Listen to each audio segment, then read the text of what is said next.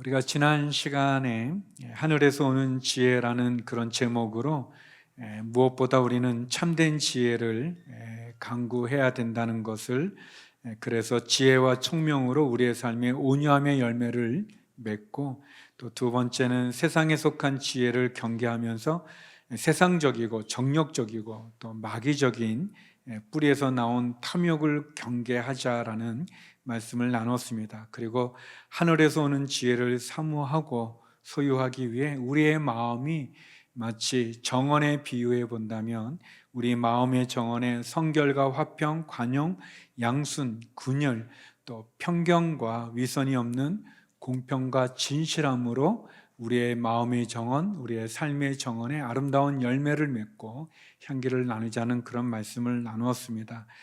오늘은 세상의 친구인가 하나님의 친구인가 라는 그런 제목으로, 온전한 성도의 삶은 정욕과 욕심을 경계하고 이 세상을 친구로 삼는 것이 아니라 하나님을 친구로 주님 앞에서 다른 사람을 비방하지 않고 판단하지 않고 겸손하게 주님과 동행하는 삶이라는 그런 내용을 여러분과 나누고자 합니다. 오늘 본문에서 저는 세 가지 그런 내용을 함께 묵상하기 원하는데요. 먼저 첫 번째는 세상과 친구가 되지 마십시오라는 겁니다. 세상과 친구가 되지 마십시오. 우리 본문 1절에서 5절 말씀을 같이 한번 읽어보겠습니다. 시작. 여러분 가운데 싸움이 어디서 오며 다툼이 어디서 옵니까? 여러분의 지체 속에 있는 싸우는 정욕에서 오는 것 아닙니까? 여러분이 욕심을 내도 얻지 못하고 살인하고 시기해도 얻을 수 없습니다. 여러분이 다투고 싸우지만 구하지 않기 때문에 얻지 못하는 것입니다. 그런데 구해도 얻지 못하는 것은 여러분이 정욕에 쓰려고 잘못된 동기로 구하기 때문입니다. 간음하는 여자들이여, 세상과 친구가 되는 것이 하나님의 원수인 것을 알지 못합니까? 누구든지 세상과 친구가 되고자 하는 사람은 하나님의 원수가 되는 것입니다. 여러분은 여러분 안에 계신 성령께서 시기하기까지 사모하신다고 한 성경 말씀을 헛된 것으로 생각합니까? 야고보 사도는 저희가 전에 나눴던 것처럼 예루살렘 교회의 일대 감독입니다. 그리고 야고보는 30년 넘는 아주 긴 시간 동안 예루살렘 교회를 목회했던 지도자입니다. 베드로와 요한과 함께 예루살렘 교회와 초대교회의 아주 기둥 같은 그러한 분이셨죠. 야고보서에 자주 등장하는 내 형제들이여 라는 그런 표현은 그 야고보가 이 목자의 마음으로 얼마나 성도들을 사랑하고 있는지를 보여주는 그러한 표현입니다. 박해와 또 가난과 고난 가운데 흩어진 우리 성도들을 향해서, 유대인들을 향해서 야고보는 예수 그리스도의 말씀을 전하고 있습니다. 야고보서에 보면은 문장이 짧고 명령형으로 많이 되어 있는데, 예수님이 하셨던 그 말씀의 내용이 많이 담겨져 있습니다. 야고보가 예수님의 친동생이기도 하고 또 예수님의 말씀을 또 기억하기도 하죠. 그래서 야고보가 했던 말의 한 3분의 1은 예수님이 하셨던 말씀과 거의 비슷합니다. 그리고 또 유대인들을 중심으로 말씀을 전하기 때문에 구약의 내용도 많이 등장하고 있죠. 오늘 읽은 본문은 질문으로 시작합니다. 여러분 가운데 싸움이 어디서 오고 다툼이 어디서 옵니까? 라고 이제 질문합니다. 여기 나오는 이제 싸움이라고 하는 거는 뭐 그냥 조금 다투는 게 아니라 마치 그 전쟁을 하는 것처럼, 전쟁하는 것 같이 그렇게 싸우는 거고, 이 다툼이라고 하는 거는 분쟁을 의미합니다. 그러니까 교회 안에서 또 우리 안에서 이렇게 전쟁을 하는 것처럼, 분쟁이 일어난 것처럼 그런 싸움과 다툼이 어디서 오느냐라고 하면서 야고보는 그 싸움은 우리 속에 있는 정욕에서 오는 것 아닌가라고 얘기합니다. 우리 안에 타락된 본성이죠. 정욕, 다시 말하면 탐욕, 욕심, 그것 때문에 싸운다고 얘기합니다. 그 욕심이 지나쳐서 살인을 해도 만족함을 얻을 수 없는 그런 인간 안에 있는 욕심, 탐욕, 그 정욕이 결국은 싸움을 일으키고 분쟁을 일으킨다고 이야기합니다. 그리고 그것은 결국 세상과 친구가 되어져서 하나님과 멀어지게 되는 그런 원인이라고 이야기하죠. 이 정욕이라고 하는 것이 이 탐욕과 욕심을 의미하기도 하면서 또 한편 쾌락을 의미하기도 하고 우리가 세상의 유혹을 받는 그런 향락들을 의미하기도 합니다. 이 세상이 우리를 미혹하게 만드는 그런 쾌락과 같은 또 향락과 같은 그 탐욕과 같은 그 탐심, 그런 것들이 결국 세상과 친구가 되는 부분이라고 얘기합니다. 그래서 우리가 그것을 경계하죠. 세상과 친구가 되지 말아야 된다는 내용은 결국 우리 안에 있는 그런 욕심들, 탐욕들, 또 쾌락을 추구하고 향락을 추구하고 결국 하나님과 원수되어져 가는 그런 부분을 조심해야 됩니다. 예수님께서도 친히 이런 말씀하셨습니다. 누가복음 12장 15절에 보면 예수님이 이런 말씀을 합니다. 그러고는 사람들에게 말씀하셨습니다. 너희는 조심해서 모든 탐욕을 삼가라. 모든 탐욕을 삼가라. 사람의 생명이 그 재산의 넉넉함에 있는 것이 아니다라고 이렇게 말씀하십니다. 이 본문의 배경은 한 사람이 찾아와서 아마 그 형제가 부모의 유산을 다 가져갔나 봐요. 그래서 예수님에게 우리 형제에게 얘기해서 그 부모의 유산을 좀 나에게도 좀 논아달라고 이렇게 요구하는 그런 질문에 예수님께서 이렇게 경계하면서 얘기하신 거죠. 탐심을 조심해라. 이 탐욕, 욕심을 조심하고 우리를 쾌락과 향락으로 유혹하는 그 유혹을 조심하라 이렇게 얘기합니다.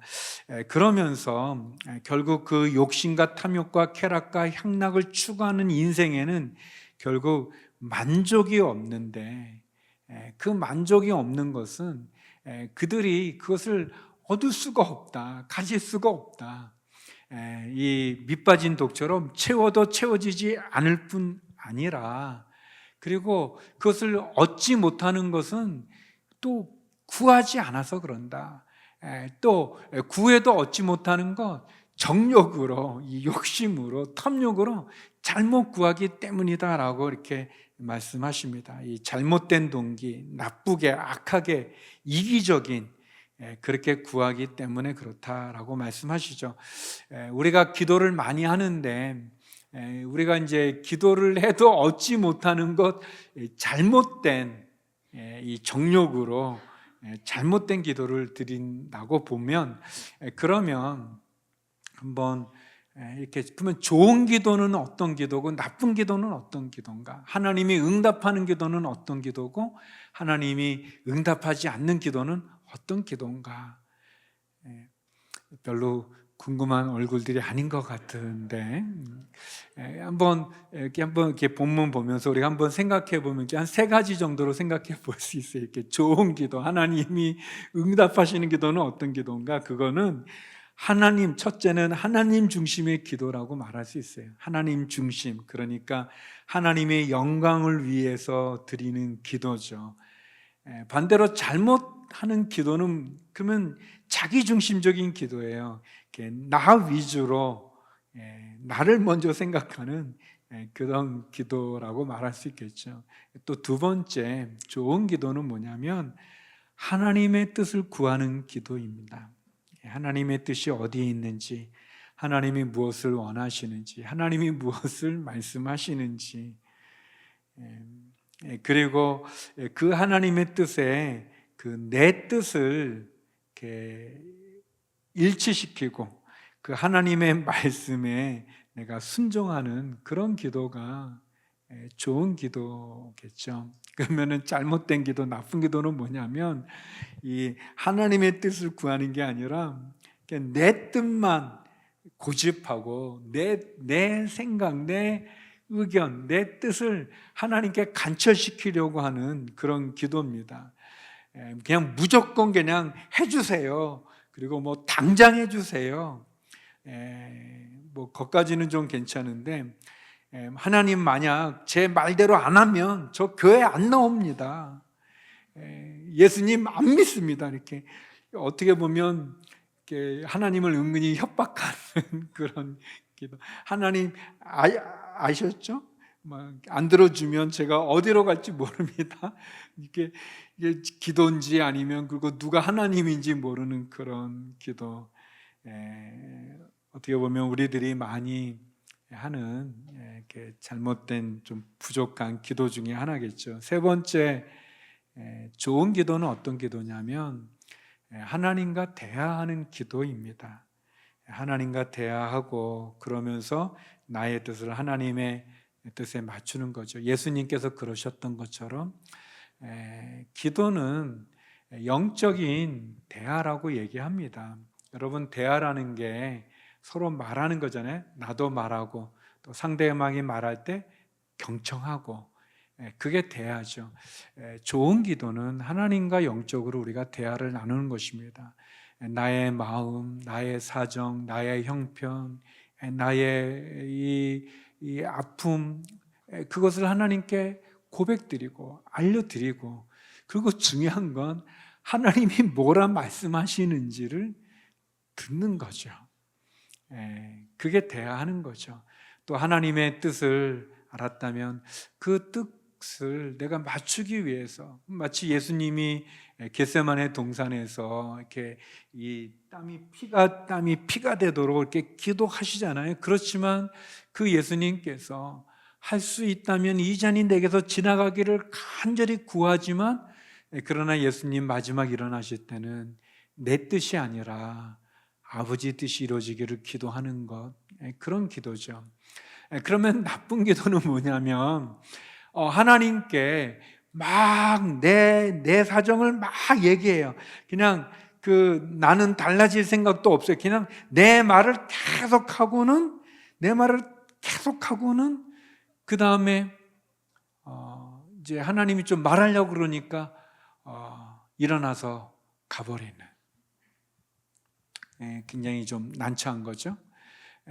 막 그냥 그 얘기를 많이 했어요. 하나님께 막 너무 힘드니까, 어려우니까, 또 급하니까 막 했어요. 그래서 하나님 말하려고 그러는데 일어나서 가요. 어떤 경우는 제가 이제 그런 것도 좀 봤는데, 막 기도를 하게 하고는 일어나면서 가면서 시원하다 이제 그러고 가시는.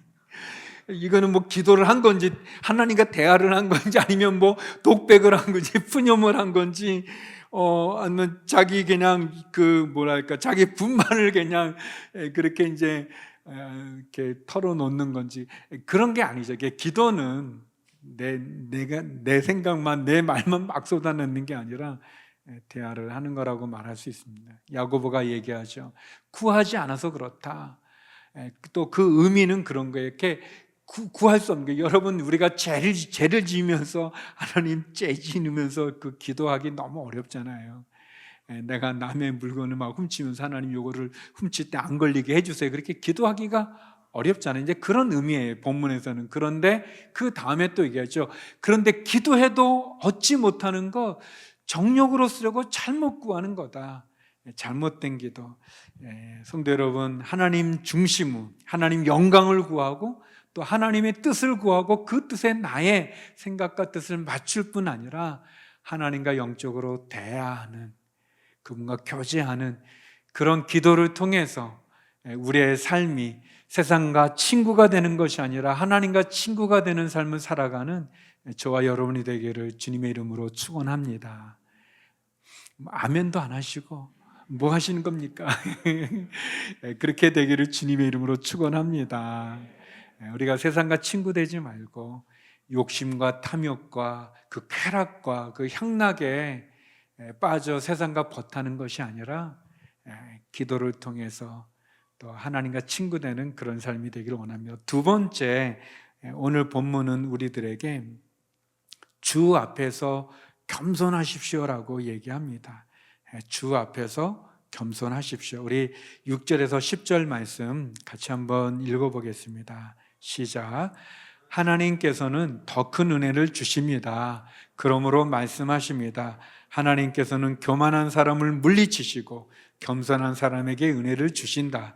그러므로 하나님께 복종하고 마귀를 대적하십시오. 그러면 마귀가 여러분을 피할 것입니다. 하나님을 가까이 하십시오. 그러면 하나님께서 여러분에게 가까이 오실 것입니다. 죄인들이여 손을 깨끗이 하십시오. 두 마음을 품은 사람들이여 마음을 정결하게 하십시오. 슬퍼하고 탄식하며 통곡하십시오. 여러분의 웃음을 탄식으로 기쁨을 슬픔으로 바꾸십시오. 주 앞에서 겸손하십시오. 그러면 여러분을 높여주실 것입니다. 야고보는 잠언 3장 34절을 인용합니다. 하나님께서 교만한 사람을 물리치시고 겸손한 사람에게 은혜를 주신다. 그렇게 말하면서 주 앞에서 겸손하라 라고 이렇게 권면합니다.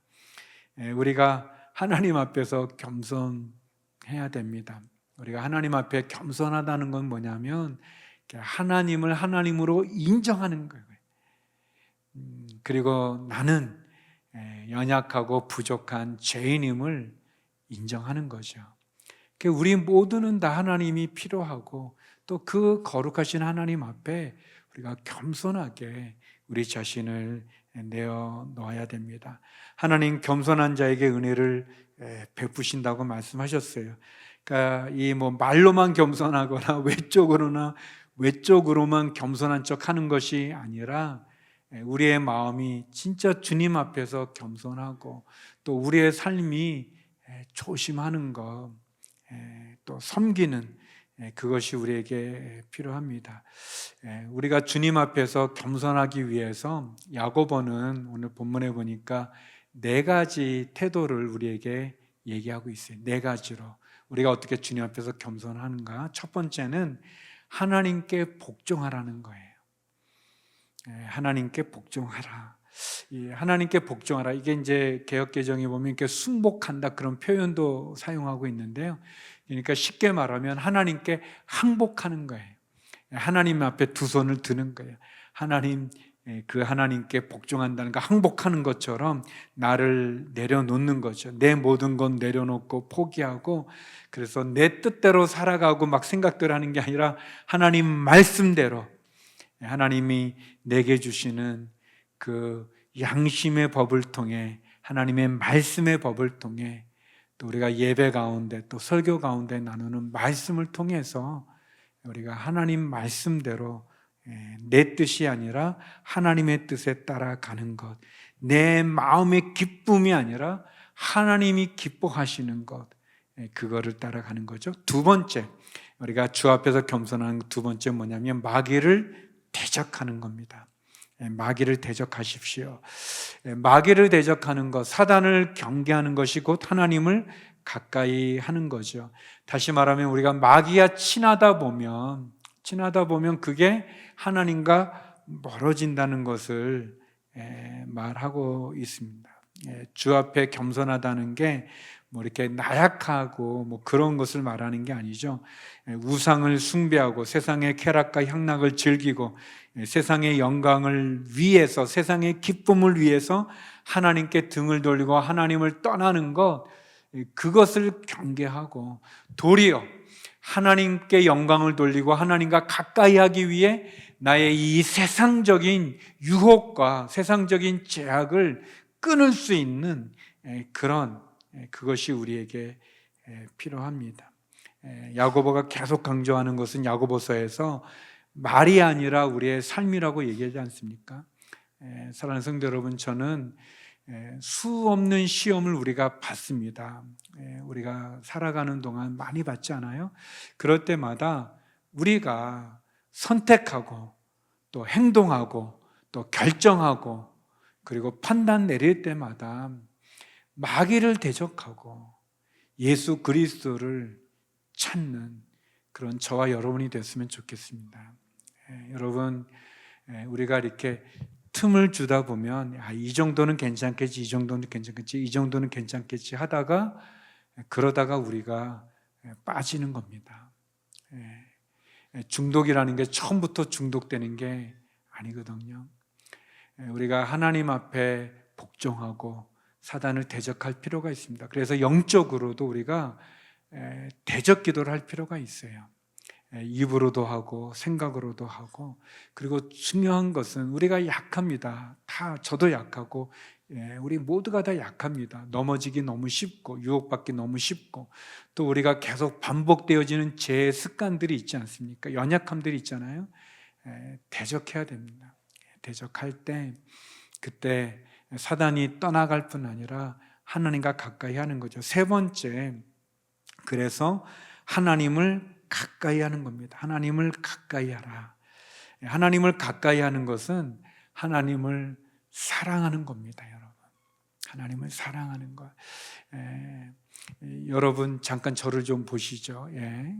너무 안 보는 것 같아서 저를 이렇게 보시고 제가 여러분 묻는 거예요.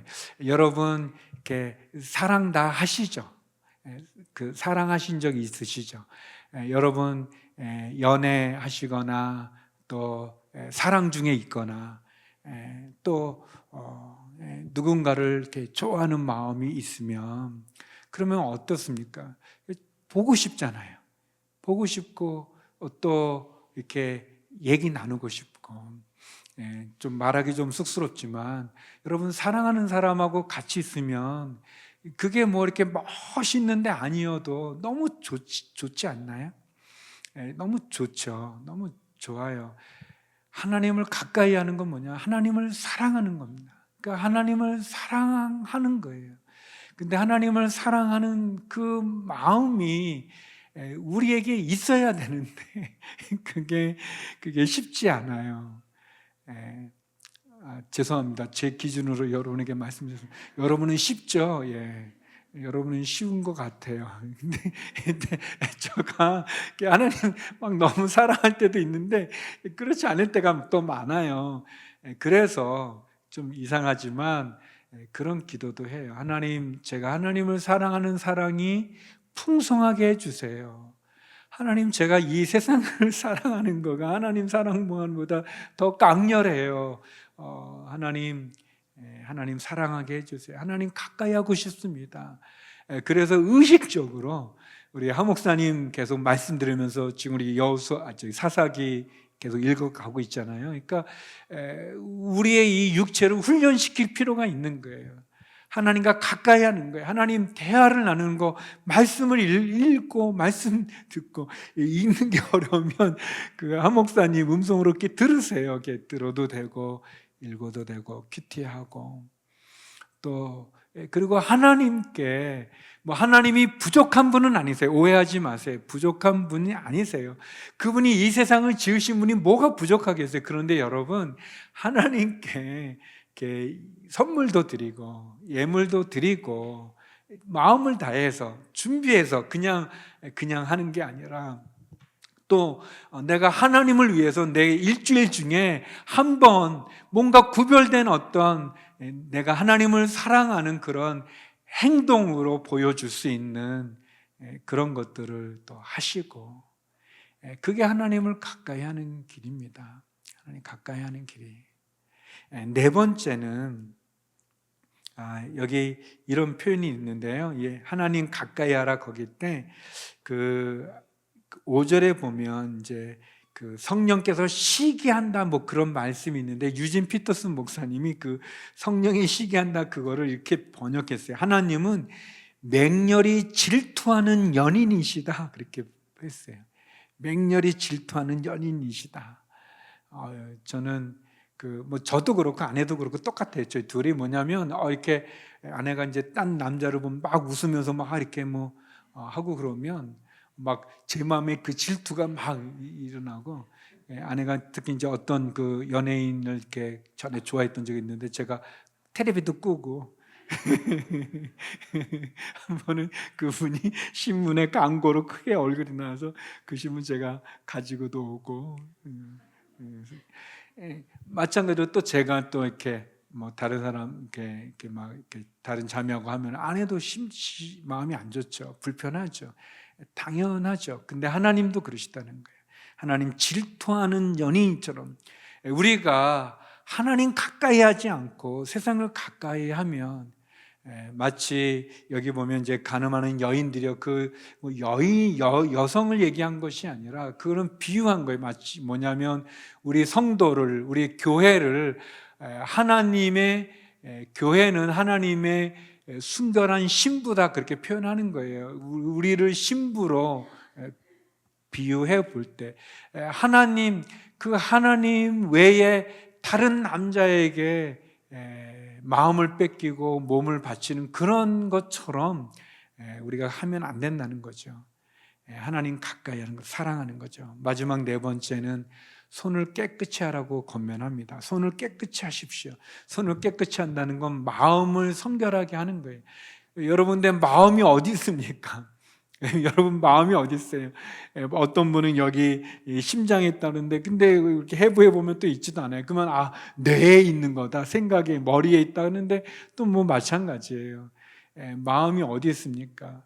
여러분, 우리의 마음을 성결히 한다고 하는 것은 우리의 이 생각을, 우리의 이 영혼이 하나님의 그 영을 깨끗하고, 다시 말하면 죄로 더럽히지 않는 것, 그것을 말하는 거죠.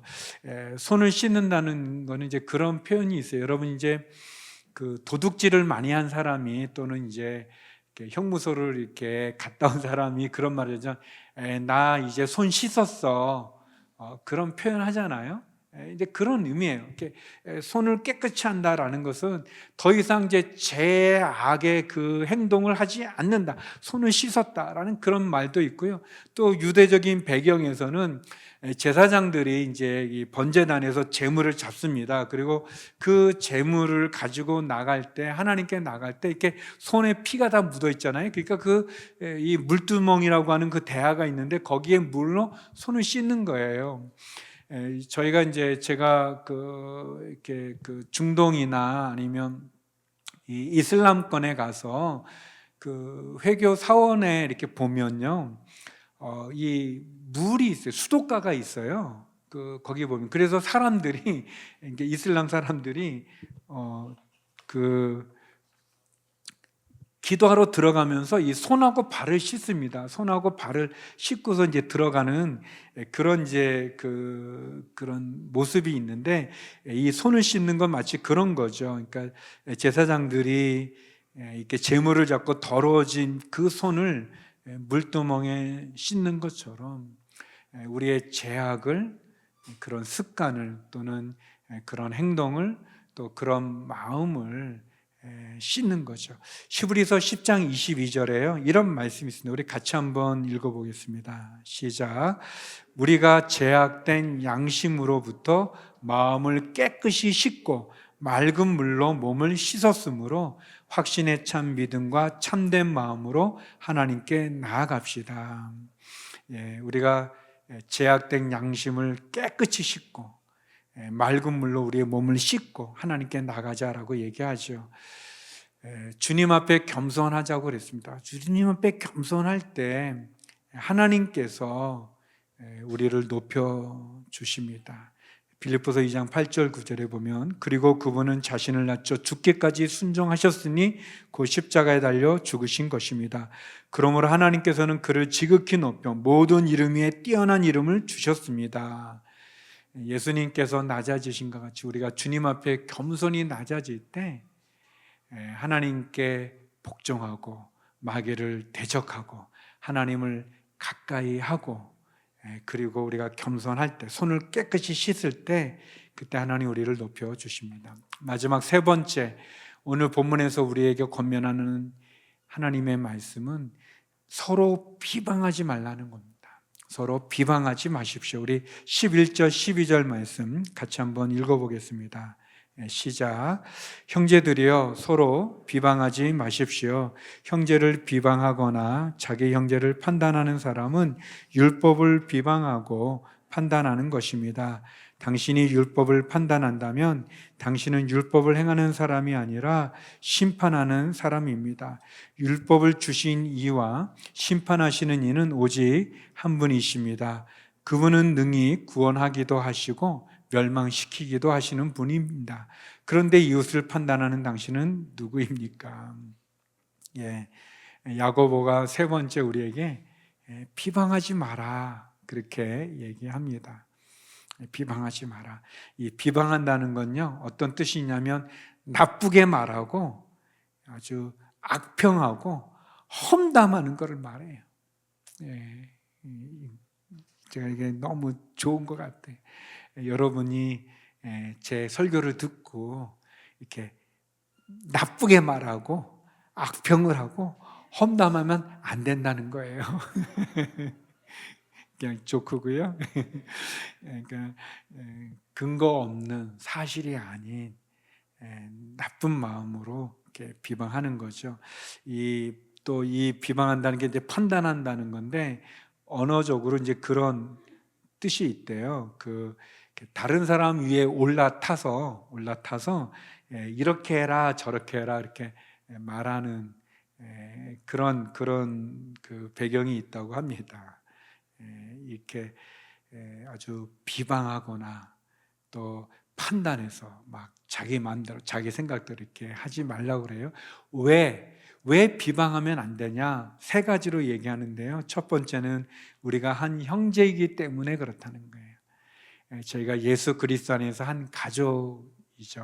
한 가족이기 때문에 믿음으로 고백하는 형제 자매이기 때문에 그렇고, 두 번째는 우리가 만약 형제를 비방한다면, 다른 사람을 나쁘게 말하고 악평하고 험담한다면 그거는 내 이웃을 내 몸과 같이 사랑하라고 하는 예수님의 계명을, 율법을 어기기 때문에 그렇습니다.